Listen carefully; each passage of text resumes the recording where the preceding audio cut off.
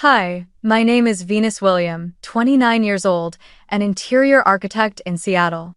I spent my entire 20s working myself to exhaustion, skipping parties and vacations, just to finally buy my first home, a small villa by Lake Sammamish, where every corner carries the mark of my hands and my dreams.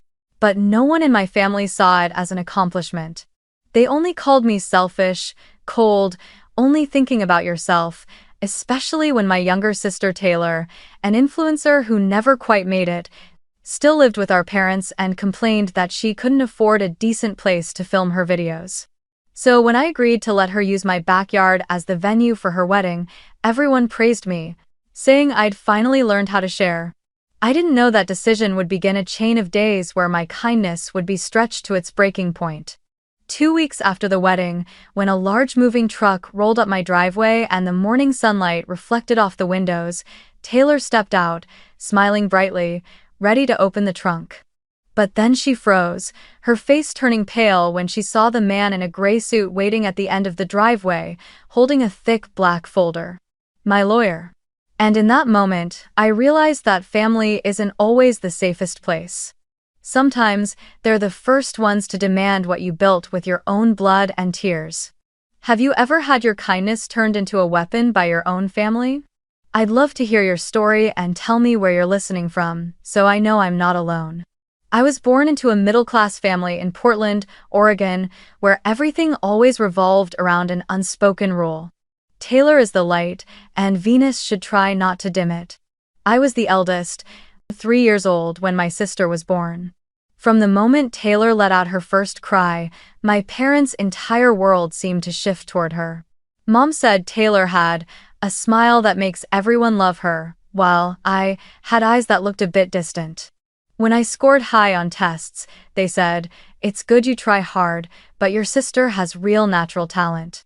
When Taylor doodled a messy little drawing, it was immediately stuck on the fridge like a masterpiece. I learned early that in our home, love was never distributed evenly, it leaned entirely toward the ones who knew how to make others feel happy. My father was an accountant, and my mother taught literature. Both believed that family love matters more than anything.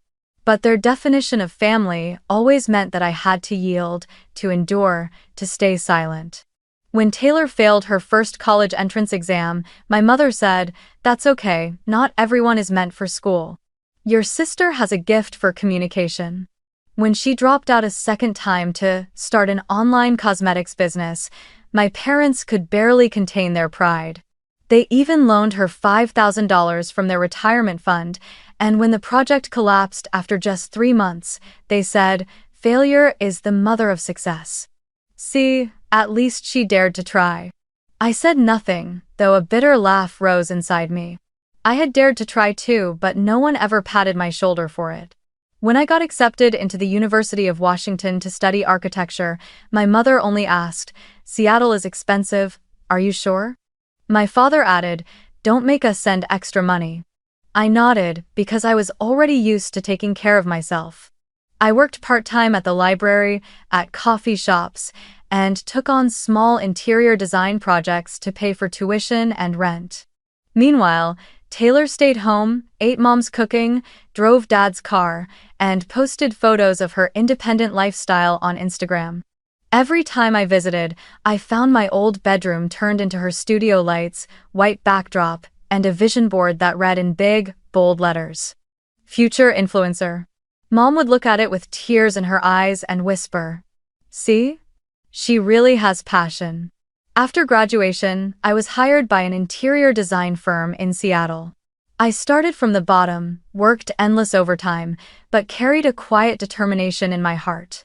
I had no one to rely on, and that made me stronger. 10 years later, I finally earned enough to buy my dream home, a small villa by Lake Sammamish, with glass walls overlooking the shimmering water and a garden I designed myself, where the sunset streamed through rows of maple trees. When I signed the contract, I cried. Not just from happiness, but from relief. Because at last, I had a place that was truly mine, a place no one could step into and claim to share. But that joy didn't last long. When I showed my parents pictures of the house, their first reaction wasn't congratulations. My mother said, "You're living alone. Buying such a big house is a bit wasteful, don't you think?" My father added, "You should have thought about investing in something for the future or maybe helping your sister a little." I just smiled. In the calls that followed, my mother would subtly slip in lines like, "Taylor is really trying. But things are tough financially," or, "Maybe you could let her rent a room, it would be convenient for both of you." I always refused with silence. What I didn't say was this: I knew that if she stayed once, she would never leave. Every holiday, I still drove back to Portland, trying to preserve what we called family ties. But the dinner table was never peaceful. When I mentioned getting promoted, Mom would ask, "Your sister is taking a digital marketing course. Could you help her film some videos?" When I bought a new car, Dad said, "Your sister's old one barely runs. Could you let her borrow yours for a few months?" Gradually, I realized that every success of mine only gave them a new reason to chip away at it. I didn't hate them, but I started closing myself off. Every time my mother said, "You have so much, just share a little with your sister," I would only respond with a faint smile. In my head, the same thought played over and over. They have no idea how much I've sacrificed to earn what I have. I didn't go out, didn't date for years, because I believed happiness should come only after you've built a solid life. And now, when I finally had one, they called me selfish for not giving it away. There were nights when I sat by the window, staring out at the still surface of the lake, wondering if I was wrong for wanting a small piece of peace just for myself. Or maybe, in their eyes, being the eldest daughter meant I was born to carry, to give, to yield, and never allowed to say enough. I didn't know the answer. All I knew was that I had lived by the only principle I still believed in. Independence isn't selfish, it's the only way to survive. What I didn't realize was that this very principle would soon be tested to its limit, when the sister I once protected decided to cross the final line, turning my kindness into a trap called the wedding at my house. The news of Taylor's engagement came on a spring morning when cherry blossoms had just begun to fall across the sidewalks of Seattle. I was reviewing blueprints for a lakeside home project when my phone rang. My mother's name flashed on the screen. Her voice was bright with excitement, tinged with pride. Taylor got engaged. Dylan proposed right in the middle of the restaurant. Everyone cried. "You'll come to the engagement party this weekend, won't you?" I smiled, trying to hide the sigh that rose in my chest. Taylor and Dylan had only been dating for 8 months, and I knew Dylan, a fitness coach turned TikToker, had little to offer beyond muscles and a talent for saying exactly what people wanted to hear. But I still congratulated them, because in my family, if you don't join the chorus of applause, you become the traitor. The engagement party was held at a small restaurant in downtown Portland, with all expenses covered by my parents. I drove down from Seattle, planning to stay just one night. When I walked in, the place glowed with soft lights, white balloons, and pastel roses everywhere.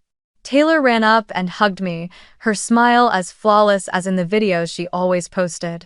"You're here. I'm so happy. I've been telling everyone you'd help me with the decorations since you have such a great eye for design."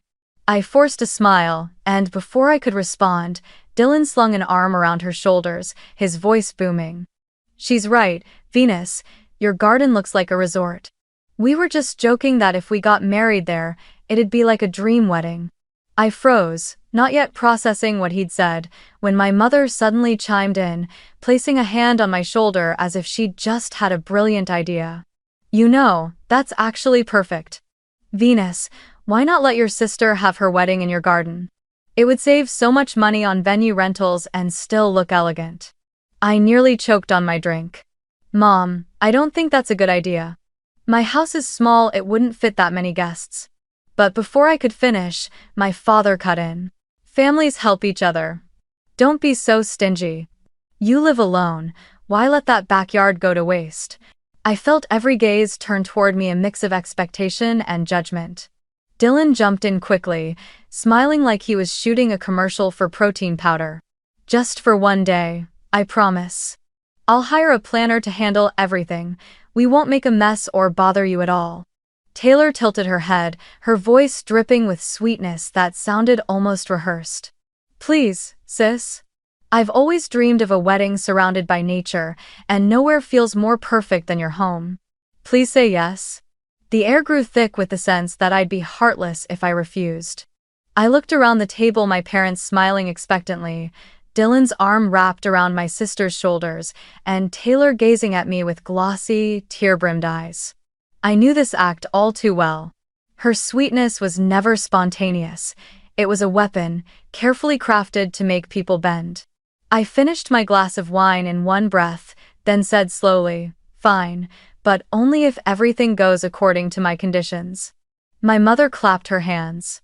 "Wonderful. My daughter always knows how to think for others." I took a deep breath, keeping my tone calm. "First, only the backyard can be used. No one is allowed inside the main house except to use the 2 bathrooms on the first floor. Second, the guest list is limited to 80 people, no more. Third, the event must end by 9:30 p.m. because of the neighborhood's noise regulations. And finally, you'll both sign a liability agreement, purchase event insurance, and cover all cleanup costs." The table fell silent for a few seconds before Dylan laughed lightly. "Of course, that's easy, sis. Don't worry, we'll handle everything." Taylor nodded eagerly. "I promise. I don't want to trouble you, I just want my special day to happen somewhere meaningful. You're the only family I truly trust." Her words sounded tender, but every syllable felt calculated. Everyone at the table cooed in approval, and my mother's eyes glistened. "See? She just needed a little help. That's what family is for, love and support." I nodded, but a strange feeling rose inside me. Everything was happening too quickly, too smoothly. Taylor's smile reminded me of all those past moments when she borrowed money, borrowed clothes, or borrowed my design ideas for her videos. Always polite, always sweet until she got what she wanted. I watched her squeeze Dylan's hand as she described to everyone her dream wedding by the lake. And in that moment, all I could hear was a quiet alarm ringing in the back of my mind. That night, back at the hotel, I checked my phone and saw a message from my mother. "You were wonderful, sweetheart. You did the right thing. Taylor is so happy. She said she'll be forever grateful to you." The next message came from Taylor herself. "I know you're a little worried, but I promise I'll make you proud. This wedding will make everyone remember your house." I reread that last line. Your house. Not my wedding. Something inside me tightened. I didn't reply. I just set the phone down and stared out the window, where the streetlights reflected off the glass like hundreds of eyes watching me. I'd learned to recognize the signs of trouble, and all I could see then was a giant one, flashing before the storm began. 2 weeks later, they sent me the wedding plan, a full PowerPoint presentation with dozens of slides. One of them even read, "Reception area, near the pool, perfect for drone shots." I couldn't help but laugh. The home I'd built with my blood and sweat had now been turned into a content backdrop for my sister's videos. I told myself it would all be over in a day, as long as I held firm to my boundaries. But what I didn't realize was that, in my family, boundaries were temporary lines. They only waited until I was too tired to defend them. And this time, they weren't just after my backyard. They wanted my life too. From that night on, my peaceful life by Lake Sammamish almost disappeared. Taylor started showing up at my house more often than I did, and the ironic part was, she acted as if it were perfectly normal. At first, it was just casual visits, to measure where the flowers would go, or to check the sunlight for the save the date video. But soon, the visits became constant, and every time she came, she brought her entire entourage. The wedding planner, stylist, photographer, and sometimes even Dylan, flying his drone low over the lake. They laughed loudly, pointed everywhere, moving around as if my home had belonged to them all along. One afternoon, I walked into my kitchen and found Taylor live streaming at my dining table, her voice sweet and cheerful. "Hi, everyone. I'm at my sister's house today, the dream wedding venue I told you about." I stood just outside the frame, trying to stay composed as she panned the camera toward me and added, "She's a bit strict, but really adorable." Thousands of virtual hearts floated across her phone screen, while inside me, a block of ice grew heavier by the second. A week later, Taylor brought the planner for another inspection. I was working when I heard the sharp clicking of heels outside. Stepping out, I saw 3 people standing in the middle of my garden, animatedly discussing how to replace the white fence with a lighter wood tone for a more rustic vibe. The planner held up a color board. If we repaint, it'll soften the look perfect for the highlight reel. Taylor nodded thoughtfully, pretending to be an expert. I cut in, no. I don't agree to change any colors. My sister turned toward me, her tone syrupy. It's just paint, sis. It won't affect anything. We just want everything to be perfect. I met her eyes and said evenly, "This is my house, not your filming studio." The air froze. The planner awkwardly closed her notebook, and Taylor pressed her lips together before muttering, "I just want my dream wedding. You're really making it hard." That evening, my mother called right away. "Venus, why did you upset your sister like that?" She cried for hours, said you don't love her. I closed my eyes, trying to keep my tone steady. "Mom, it's my house. I have the right to set boundaries." On the other end, she sighed, her voice laced with gentle reproach. "You're always talking about rights and boundaries. Why can't you just think simpler for your sister's happiness?" I didn't answer because I knew no matter what I said, it would all be twisted into one word, heartless. But it didn't stop there. One Friday evening, after a late shift at work, I stepped out of my car and froze at the sight in front of me. Dylan was standing by my front gate with 2 unfamiliar men in painters' uniforms, rolling a fresh coat of bright white paint over my old wooden gate, the deep walnut color I had carefully chosen the day I bought the house. They were painting over the fence too, the one where I used to hang wind chimes and small potted plants. I ran toward them, my voice cracking, "What are you doing?" Dylan turned around with a casual smile. "Oh, we're just freshening things up a bit. Your sister said white would match the wedding theme better. Don't worry, we're paying for it." A wave of heat surged up my neck.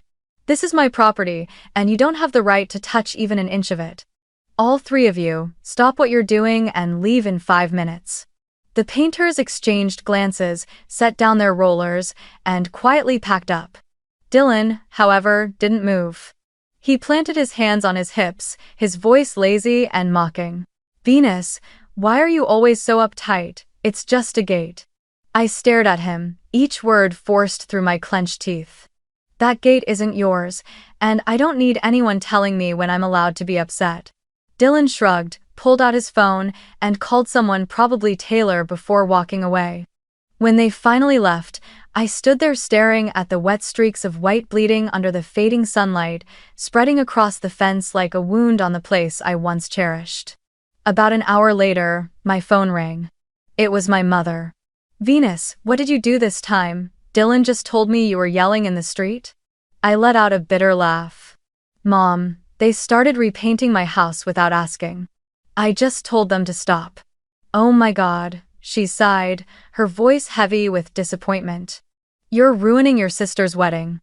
It's just one day. Can't you be a little more generous? Everyone's just trying to make it a happy occasion, and you keep turning everything into drama." I looked out at the yard, where streaks of half-dried white paint still clung to the fence, and I suddenly felt as if I were standing between 2 worlds, one that I had built with sweat and sacrifice, and another filled with people who treated my hard work as nothing more than a pretty backdrop for their happiness. I hung up and sat on the porch steps, the wind from the lake cutting through me like ice. I could recall every hour, every minute I had spent working to afford this home, the nights I fell asleep over my drafting table, the mornings I left the office before dawn while the city still slept. Every corner, every brick, every door was a part of me. And yet, all they saw was a picturesque stage for wedding photos. They didn't see me, only their own reflection in the glass walls I had built. That night, when I turned off the lights, one thought crossed my mind. Maybe I'd been wrong to agree in the first place. I thought setting boundaries would be enough, but I'd forgotten one thing in this family: my boundaries never meant anything. Once they got used to my kindness, it stopped being generosity and became entitlement. And I knew the paint incident was only the beginning. The real storm was still waiting, dressed in lace, roses, and hundreds of sweet, smiling words ready to bite back at me the moment I let my guard down. A week after the White Gate incident, I forced myself to drive down to Portland for a family dinner. Mom had been calling nonstop, her tone the same as always, half tender, half scolding. "You can't stay angry forever. Taylor's stressed enough as it is, poor thing." I reluctantly agreed, mostly just to end the endless guilt tripping. It was a rainy evening, the highway blurred with mist. I drove for over 3 hours, my chest heavy, the image of that half-painted gate and Dylan's indifferent smile replaying in my mind. I knew something was slipping out of control. What I didn't know was just how far it had already gone. My parents' house sat in a quiet suburb, a 2-story cream-colored home where I'd grown up. From the outside, it looked the same as ever, yet I no longer felt that sense of home when I walked through the door. As I pushed it open, the smell of dinner mixed with Taylor's perfume drifted through the air. She was in the kitchen with Dylan, the two of them whispering and laughing softly, completely unaware that I'd arrived. I paused in the hallway not to eavesdrop, but their voices carried clearly. "After the wedding, we could stay there for a few months," Dylan said, his tone low and confident. "She doesn't have a husband, and there are plenty of spare rooms." Taylor giggled. "Exactly, and it's perfect. Beautiful lake view, big house, close to Seattle. I could even film a newlywed life vlog by the lake. She won't dare kick us out. Mom and Dad would take our side." Dylan chuckled, half joking, half serious. "Once you move in, just get pregnant fast. No one would ever throw out a pregnant woman." I went numb. For a moment, every sound in the house seemed to vanish. Then I stepped into the kitchen, my heels hitting the wood floor hard enough to make them both jump. "Stay where?" I asked, my voice cold as stone. Taylor spun around, her smile freezing midair. "Oh, sis, we were just talking nonsense about our honeymoon." Dylan stammered, pretending to adjust his watch. I looked straight at them. "I heard enough. You're planning to move into my house after the wedding, aren't you?" Neither of them spoke. Taylor rolled her eyes, then suddenly laughed. "Oh my God, you totally misheard. I was kidding." Dylan was joking, right, babe?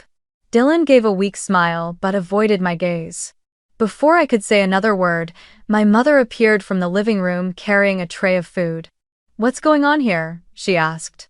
I opened my mouth, but Taylor was quicker. "Mom, we were just talking about moving out after the wedding, and Venus thought we meant moving into her house." My mother stopped in her tracks, her eyes lighting up. "Actually, that's not a bad idea. Venus's house is spacious. There are 2 extra guest rooms and a whole lower floor she doesn't even use. It would be convenient for them to stay there for a few months. Venus, what do you think?" I turned to her, stunned. "Mom, no. Absolutely not." She frowned. "Why are you being so tense?" I just said, "for a few months." I took a slow breath. There is no staying for a few months. That's my house, not a rental, and definitely not a place for anyone to just move into temporarily. The air turned heavy. Taylor gave a small, strained smile. "Sis, we just want to start our new life together. You don't have to make it such a big deal." I clenched my fists, forcing my voice steady. "Let me be clear. If anyone brings this up again, the wedding is off." The kitchen went dead silent. The ticking clock on the wall suddenly sounded deafening. My mother's mouth fell open, and my father, who had been sitting in the living room, came storming in, anger flashing in his eyes. "Venus, don't talk nonsense. The plans are already made, the money's been paid, the guests invited. You can't ruin your sister's big day over some minor disagreement." I looked at him, my chest tightening like a vice. "Minor disagreement? Dad, they're planning to move into my home without my consent. That's not a disagreement, that's trespassing." He sighed, his voice turning cold. "You always make things more complicated than they are. Families help each other. What are you so afraid of losing?" I stayed silent. Because I knew no matter what I said, it wouldn't matter. In their eyes, I was just the stubborn daughter who refused to get along. Taylor stood up, pretending to be on the verge of tears. It's okay, Mom. Leave her alone. I don't want to make her uncomfortable, even though I just wanted us to be closer. She turned away, dabbing at her eyes, but I caught the faint curve of a smirk at the corner of her lips. My mother sighed heavily, setting the tray of food down. Venus, can't you see? Your sister just wants love. If you keep being so cold, one day you'll regret it. I turned away, my voice low but steady. If regret means letting people walk all over my boundaries, then I'd rather never regret anything. Then I grabbed my coat and walked out, leaving behind a room thick with whispers and accusing stares. Driving back to Seattle, rain pounded hard against the windshield. I turned on the radio to drown out the noise in my head, but every song felt distant, hollow. Dylan's words echoed again and again.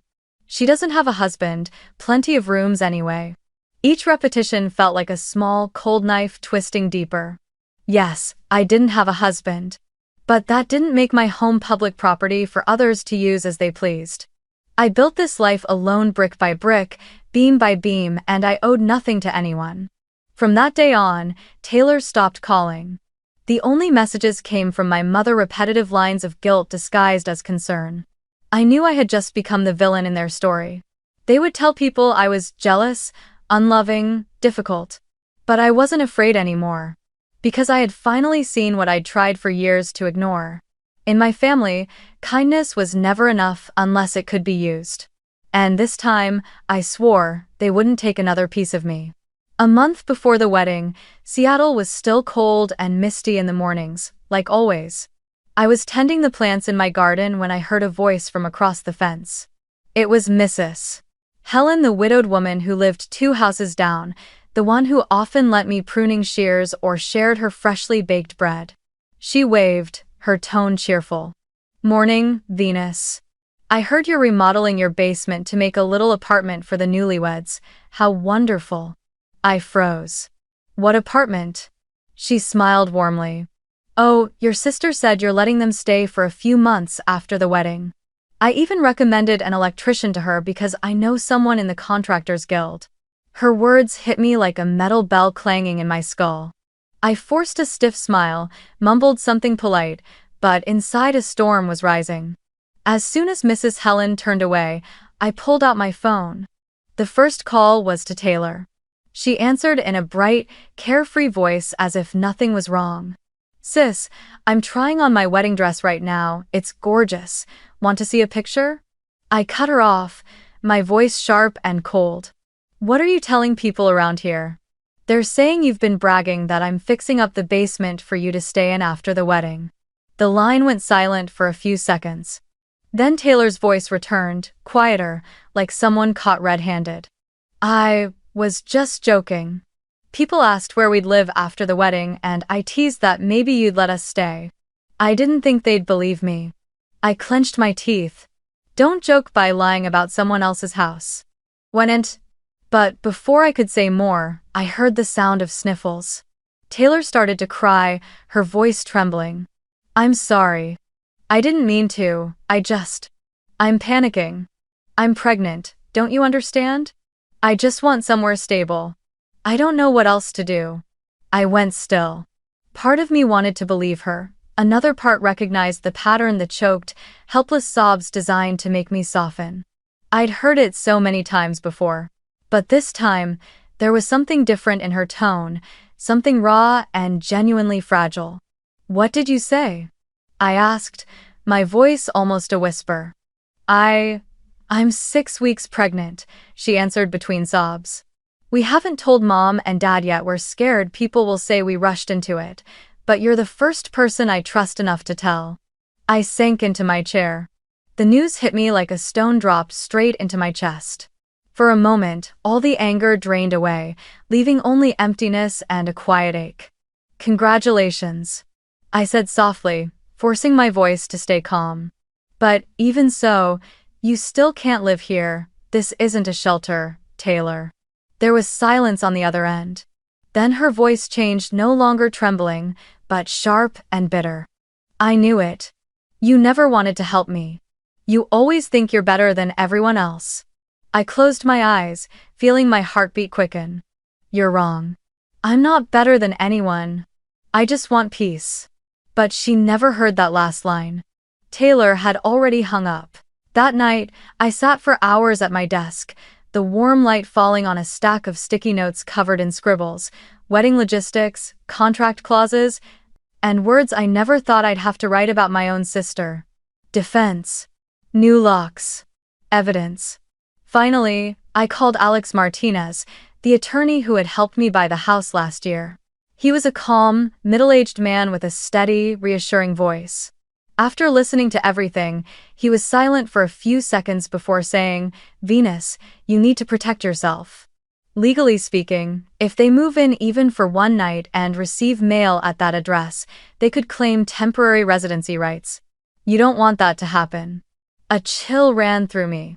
The next day, Alex sent me a draft of a legal notice nearly 10 pages long, clearly stating, Taylor William and Dylan Ross have no, and will never have any, rights of residence, tenancy, or ownership at the property belonging to Venus William. Any deliberate act of remaining, entering, or staying beyond permitted hours shall constitute trespassing under Washington state law. He instructed me to sign it in front of a notary, keep a certified original copy, and post another on the main gate on the day of the event. So everything's clear before someone pretends not to understand. I also called a locksmith to replace every lock in the house, even the gate to the backyard. The locksmith asked, "Did you lose your keys?" I gave a faint smile. "No, I lost my trust." After that, I contacted a security company in Bellevue and hired them to install 8 cameras around the property, covering the garden and the driveway. Every time I looked at the monitor showing my quiet backyard, I felt as though I was building an invisible wall between myself and the rest of my family. 3 days later, my mother called. "Did you change the locks?" Her voice was sharp. "Taylor said she came by to get some decorations and couldn't get in." "What are you trying to prove?" I stayed calm. "I'm just protecting my property. She doesn't need to enter when I'm not home." My mother let out a bitter laugh. "Property? Is that what you call it now? You sound like a stranger. You're such a disappointment." I could hear her sigh long and heavy, like an old curse. "You're becoming more and more like an outsider. You must be proud of yourself, making your sister cry." I answered quietly, "I'm not proud, but at least I'm at peace." Oh. That night, I emailed Alex, asking him to come to my house on the morning of the wedding with the original contract and proof of ownership. I also hired 2 local security officers to stand guard from morning till night to monitor all guests entering and leaving, as required by the neighborhood association. Before bed, I stepped out onto the porch. The wind from the lake was cold against my skin. Under the yellow porch light, the small metal sign I had just mounted gleamed with the words, "Private property. No unauthorized entry." I stared at it for a long time. Part of me found it almost absurd that I had to rely on fences, cameras, and lawyers just to protect a place I called home. But then I remembered Dylan's words. "She doesn't have a husband, plenty of rooms anyway." That sentence alone was enough to remind me that if I didn't speak up, my silence would be taken as permission. And this time, I swore, I would not stay silent. The morning of the wedding, a thin veil of fog draped over Seattle like gray silk. The pale sunlight shimmered across Lake Sammamish, calm and fragile, the kind of peace I knew wouldn't last. It was 6:30 a.m. when the first truck rumbled up the driveway.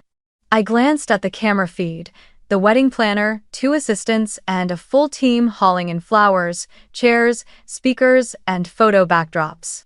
Standing by the window, I took a deep breath, trying to compose myself like a gracious host, but watching the chaos unfold outside made my stomach twist. They streamed into the backyard without knocking, laughing and shouting directions as if they were stepping onto a film set they already owned. Around 8 o'clock, a woman in a white suit, the lead planner, walked up to the front door and spoke to the security guard I'd hired. "I need to go inside to prepare the bridal suite for the bride, Miss." Venus already agreed. I heard her and stepped out. "I'm sorry," I said, my voice calm but firm. "The master bedroom is not part of the permitted area. No one goes into the main house today." The planner's eyes widened. But the bride needs a place to change, to do her makeup, to shoot the first look video. Your room would be perfect. I shook my head. That room isn't for any video. There's a hotel 10 minutes away, they can use a room there. The planner glanced at me, then at the guards, as if waiting for someone to override me. I gestured for them to hold their ground. The woman muttered something under her breath, pulled out her phone, and within minutes I got a call from my mother. Venus, her voice came through, high and agitated. What's going on? The planner says you won't let her use the room to prepare for your sister. That's right, I replied evenly. No one is allowed inside the house. They already have a hotel for that. On the other end, my mother exhaled loudly, then slipped into her familiar pleading tone. Just one room, Venus. You've made your sister cry. She's panicking. Her hands are shaking while they do her makeup. Don't ruin her big day. I looked out at the yard and saw Taylor in a white robe, posing for her friend's vlog camera, her voice breaking theatrically. She hates me. She wants me to be humiliated in front of everyone. I closed my eyes, steadying my breath. No, I said slowly. Just one boundary, Mom. One final boundary. Then I hung up. By noon, the backyard had transformed into a stunning scene, a white floral arch by the lake, chairs tied with silk ribbons, and long tables lined with candles and crystal glasses. But one detail stopped me cold: the rows of chairs stretched almost across the entire lawn, far beyond what had been approved in the original layout. I counted quietly, then checked the guest list again. 80 names. Before me stood at least 130 chairs. I called Dylan over. Did you add 50 more seats? He shrugged, his tone mocking. A few distant relatives, some friends of her parents, it's no big deal. You're really going to count chairs at a wedding? You're such a buzzkill. I met his gaze squarely. Because I'm the one who'll be fined if the neighbors complain about overcrowding. I'm also the one responsible if the lawn gets damaged. Call your team and remove them now. Dylan scoffed. You really are the typical uptight office type. Don't you want your sister's big day to be perfect? I replied evenly. What I want is for my house to still be standing after today. He muttered something under his breath but finally waved at the workers to remove a few rows of chairs, grumbling curses as they did. The ceremony began later that afternoon, as the sunset bathed the lake in gold. Soft violin music floated through the air, the wind stirred the maples, scattering white petals across the wooden steps I'd once painted myself. I had to admit the view was breathtaking. Taylor, in her ivory gown, held Dylan's arm and smiled that flawless smile, the same one that had overshadowed me all my life. I stood off to the side, near the porch, careful not to meet my mother's eyes as she wept from emotion. In that moment, I felt like a spectator in my own story pushed to the margins, watching a world I had built revolve around everyone but me. As dusk settled, the dinner reception began. Golden string lights glowed across the garden, and the music pounded louder than it had all day. The planner had promised only acoustic sets, but it was clear Dylan had brought in a DJ. I walked over to the security guard. Shut the music down at 9:30, just like in the contract. He nodded, understanding. At the table nearby, I overheard my mother laughing, saying, Venus acts like every rule is sacred. Everyone bends them a little. The words cut like a small, dull knife, not deep, but sharp enough to sting. By 9 p.m., the music was blaring. Guests were drunk, dancing barefoot on the grass, laughter echoing across the lake. Taylor grabbed the microphone, her voice dripping with self-satisfaction. A huge thank you to my sister Venus for making my dream come true. I promise I'll make you proud. The crowd roared with applause. Someone shouted, "Speech, speech." I didn't respond. I just looked at my watch, 9:28. At 9:30 sharp, I signaled the guards. They nodded, and within seconds, the garden lights went out. The music stopped mid-beat. The sudden silence was pierced only by the sound of crickets in the dark. Guests froze, then murmured in confusion.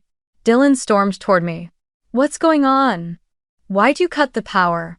I answered calmly, the party's over, it's in the contract. Taylor stumbled forward, her face flushed with wine and rage. What the hell are you doing? It's only 9:30. People haven't even danced yet. You ruined my wedding day. I looked at her, my eyes cold as the lake after rain. No, I said quietly. I just saved my house. Everyone around us fell silent. In that moment, I saw the line so clearly, the one dividing two worlds. On one side, chaos, noise, and pretense. On the other, the quiet I had fought so hard to protect. Taylor stood frozen, her face a mix of anger and confusion. And me, for the first time in my life, I felt something close to victory. Not because I'd beaten them, but because I had finally dared to say enough. 2 weeks after the wedding, the Seattle sky hung heavy and gray. I was making coffee when I heard the low rumble of an engine outside the gate. A sharp, prolonged honk followed, shrill and deliberate, like the announcement of something I'd feared yet always known would come. I stepped onto the porch and glanced at the security monitor. A yellow moving truck sat at the gate, packed with boxes, suitcases, a tall houseplant, even a cat carrier.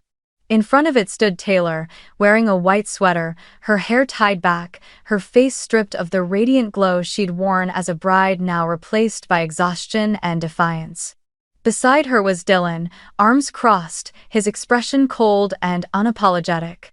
And behind them, I saw my parents, my mother in a gray wool coat, my father standing stiff and solemn, as if attending a family conference rather than preparing to invade their daughter's home. I didn't open the door. I had prepared for this. From the car parked at the curb stepped a man in a gray suit, Alex Martinez, my attorney. He held a thick stack of documents in one hand, and the reflection on his thin metal glasses made everything around him look sharper, colder. As the truck came to a stop, Alex walked directly down the driveway. I stood on the porch, coffee cup in hand, watching. Taylor spoke first. "Sis, we're here." Her voice tried to sound cheerful but faltered mid-sentence.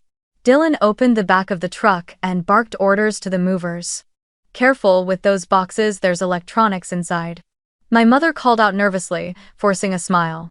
Venus opened the gate. "Sweetheart, it's about to rain." Alex spoke, his voice clear and cold. "Good afternoon, Miss William, Mr. Ross. I am the legal representative of the homeowner, Miss Venus William. Before you proceed with any actions, I am required to inform you that." He opened the folder, his tone steady and precise, each word cutting through the heavy silence like a blade.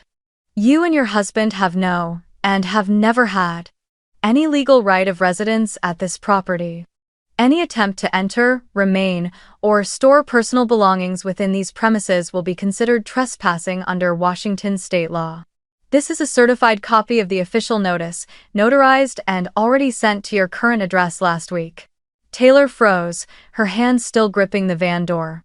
Her eyes flicked to the document as if unable to process what she was hearing. "What?" she gasped, her voice breaking. "Sis, what is this? You can't be serious, I'm your sister." Alex's tone remained calm and measured. "This isn't a family matter, it's a legal one. You are not permitted to be here. If you persist, we will have no choice but to contact local law enforcement." Dylan took a step forward, his face flushed red. "Who the hell do you think you are to tell us what to do? This is family business, not a courtroom." Alex didn't flinch. "I'm the person who will represent Miss Venus in court if you force me to." His words cracked through the air like thunder. My mother suddenly screamed, her voice shrill, trembling with rage. "Venus, you're disgracing this family. How could you bring a lawyer to fight your own sister?" I looked at her, and for a moment, it felt like every memory stacked itself over the years. Every time she defended Taylor without question, every time she made me the villain for simply standing my ground. But this time, something inside me had changed. "No," I said slowly, each word sharp and deliberate. "I'm not disgracing anyone. I'm protecting what I've built. This house is not a trophy for anyone to claim. It's mine because I earned it." My father stepped forward, trying to keep his composure, though anger had already crept into his voice. "Venus, you can throw them out like strangers if you want, but don't forget this is still your family. We don't take each other to court over a few months of staying under the same roof." I met his gaze, my tone unwavering. "You're right, Dad, this is my family, and that's exactly why I've been swallowing my pride for 29 years, but not today.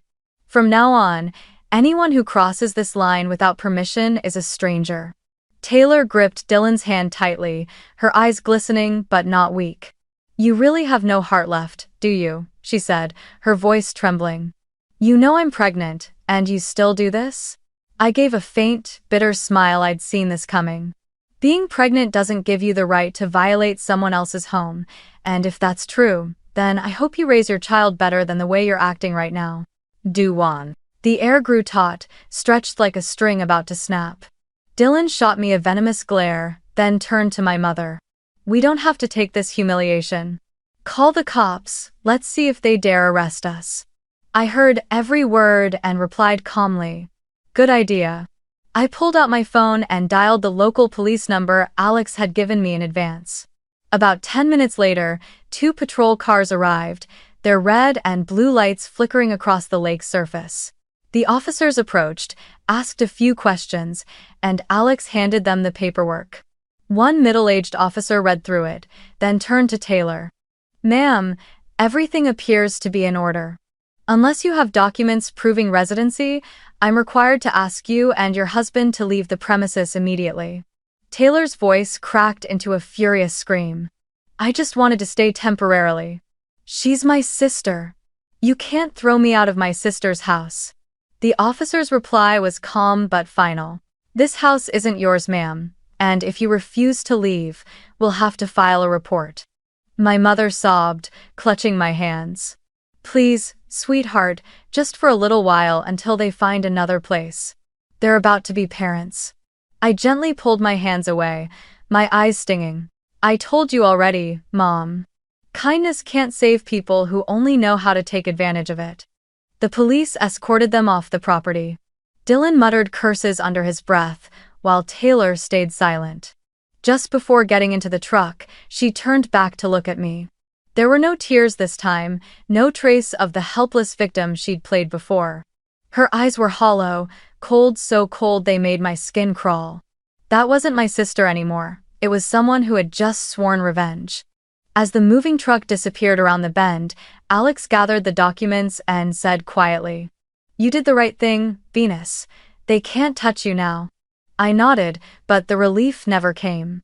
I stood in the middle of the driveway, staring at the tire marks streaked across the freshly washed concrete, then looked up at the sky. The rain had begun to fall, small, cold drops, quiet and heavy, just like the feeling in my chest. I couldn't tell if I was trembling from the chill or from the bitter truth that, sometimes, to be free, you have to lose your family. 3 days after their truck left, I thought it was finally over. I slept for hours, my first real rest in weeks, no nightmares, no noise. But I had underestimated Taylor. She never accepted defeat, especially not at my hands, the sister she always called the uptight one who doesn't know how to live. That morning, as I sat in a cafe near work sipping coffee, my phone began to vibrate nonstop. Notifications from Instagram, Facebook, Twitter, hundreds of messages, tags, angry emojis, and furious comments. A friend texted me a link. "You need to see this." I clicked it. The screen opened to a 10-minute video titled in bold capital letters, "My sister threw me and my unborn child out into the rain." In the video, Taylor sat inside a car, her face pale, her eyes red and glossy, her voice trembling as if she might break at any moment. "I didn't want to share this," she said, barely holding back tears, "but my heart hurts too much. My sister, the one I loved and trusted most, threw me, my husband, and our unborn baby out of the house. We only asked to stay for a few months, just until after the baby was born. But she told me, being pregnant doesn't give you the right to trespass on someone else's property. Tell me, what kind of sister says something like that? Now I have no home, no one to turn to. I just want people to understand that sometimes success can make people lose their hearts." In the final shot, Taylor covered her face, sobbing. Dylan sat beside her, expression grim, his hand resting gently on her shoulder. Outside, the sound of rain tapped softly against the car window just enough to make the moment feel heartbreakingly real. A line of text faded onto the screen. Don't let anyone make you feel worthless just because you don't have their money. And just like that, the wave began. Within 12 hours, the video had reached over 3 million views. The comments section was a flood of outrage. Heartless monster. How can a woman treat her own sister like that? I hope she loses everything the way she made her sister lose her home.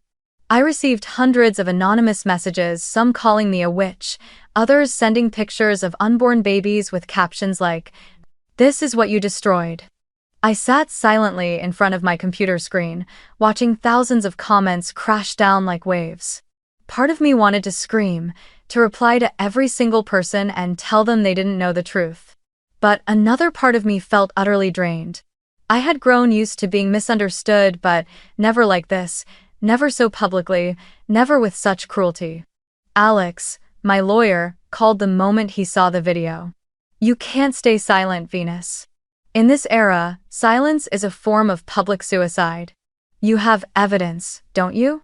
I looked up at the security monitor rows of camera feeds neatly archived on a hard drive. What I had installed to protect my house, I now realized, was the only thing that could protect my name. That afternoon, I drove to Alex's office with the hard drive, a copy of the wedding contract, every text message, and the recordings of my calls with Taylor. He went through them one by one, his eyes sharp with focus. "This," he said, tapping the screen, "is enough to turn the tide. But are you ready? Once you post this, it won't just be about defending yourself, it'll expose everything. And when it does, your family will shatter for good." I met his gaze and said quietly but firmly, "That family already broke a long time ago, they just refused to see it." The next day, I posted a single message on my social media page, accompanied by an 8-minute video titled simply, "The Truth." I didn't say a single cruel word. I just played the footage from my security camera, recorded 2 weeks before the wedding. Taylor sitting in my backyard with her friend Kelsey, both laughing softly. "Are you actually pregnant?" Kelsey asked. "Not yet," Taylor replied, smirking. "But we'll make sure it happens right after we move into my sister's place. Once I'm pregnant, she won't dare throw us out. Is that okay?" "Of course. She's just uptight, but Mom will back me up. She never wants to look like the bad guy." Then, I attached all the remaining evidence, the signed contract stating no residency rights, Dylan's threatening text that read, "You'll see who wins." And finally, an audio clip of my mother's voice saying, "She's not pregnant, she's just trying to make you bend." I wrote a short caption under the video. I never wanted to hurt anyone. But when the truth is twisted to turn me into a villain, I can't stay silent anymore. This isn't about family, it's about honesty. The video spread just as fast as Taylor's had. Within hours, the views skyrocketed. People who had once cursed me began deleting their comments or switching sides. Online forums, Seattle blogs, and even entertainment news outlets started reporting. Influencer fakes pregnancy to steal sister's home. The digital wall Taylor had built crumbled overnight. Brand deals were canceled. Her Instagram flooded with furious comments, "Liar, queen of manipulation. Thank you, Venus, for teaching us about boundaries." Dylan deleted all their wedding photos within 2 days, and Taylor turned off her comments before vanishing from social media completely. My family fell apart. Half of my relatives called to apologize, saying they had no idea things were that bad. My aunt, who had once criticized me the harshest, sent a 3-page email telling me she admired how I stayed composed. But the other half, my parents included, said nothing. My mother finally called late one night, her voice hoarse with anger and exhaustion. "You destroyed your sister's life. She won't even step outside now. Are you proud of yourself?" I sat on the couch, staring out at the lake. The golden light shimmered across the surface like a trembling heartbeat. "No, Mom," I said softly. "I'm just tired." There was silence on the line before she whispered, "You two used to swim in that lake together, laughing all afternoon. How did it come to this? I didn't answer because honestly, I didn't know when love between sisters had turned into a weapon. My father never called. He only sent a short text: "Whatever you do, don't drag outsiders into family matters." I read it and felt nothing but emptiness. In that single sentence, I could hear my entire past, the way every wrongdoing had always been swept under the family rug for the sake of keeping face. But this time, I no longer cared about appearances. I chose the truth, even if it hurt everyone involved. A week later, the news cycle moved on.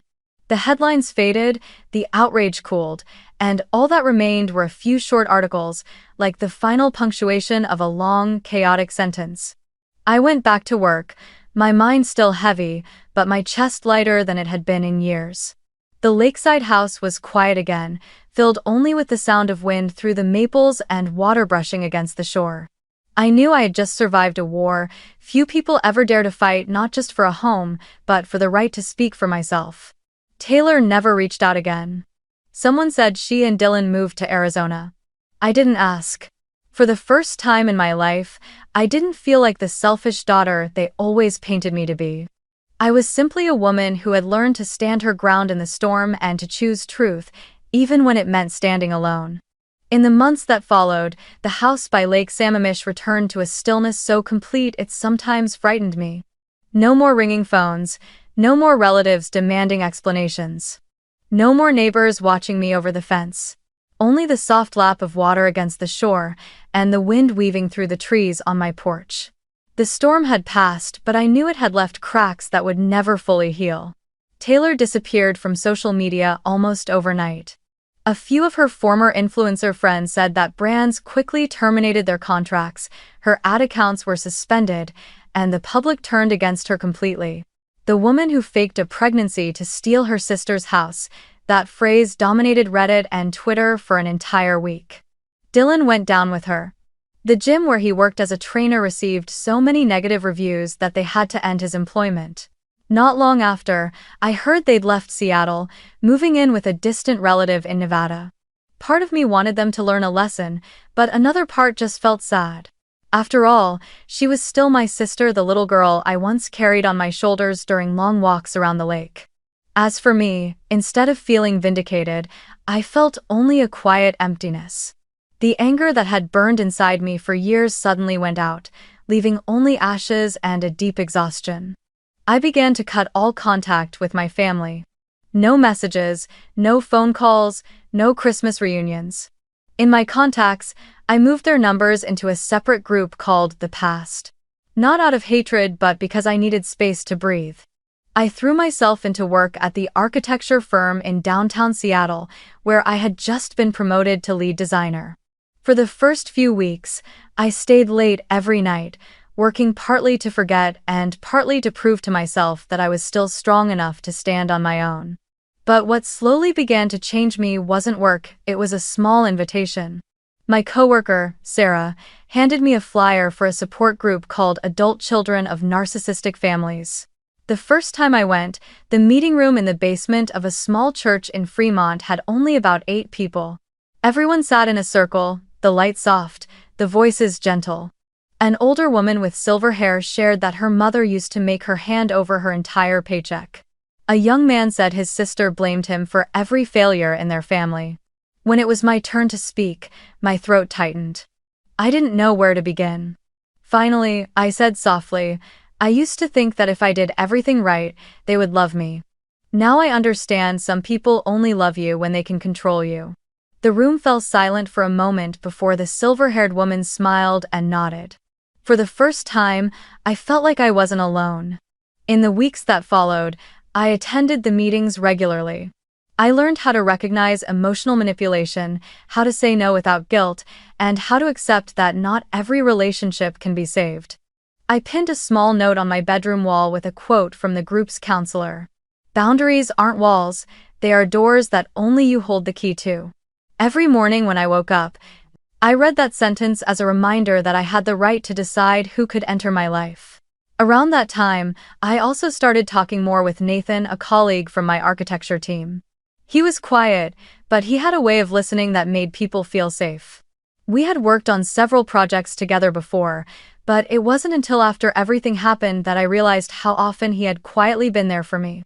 The cup of coffee he brought the morning after the scandal, the short congratulatory email that said, "You deserve this," and sometimes just the comfortable silence when we stayed late at the office. One evening, after work, Nathan invited me to dinner at a small restaurant by Lake Union. Under the dim lights, he said softly, "I don't think you're a cruel person, Venus. I think you're someone who's spent too long apologizing for protecting yourself." I looked at him, a lump rising in my throat. No one had ever said that to me before. In the evenings that followed, Nathan and I began seeing each other more often. He never asked about my past or the family drama. He simply showed up. Once, when I hesitated over a message from my mother, he said, "Replying isn't always kindness. Sometimes, silence is how you love yourself."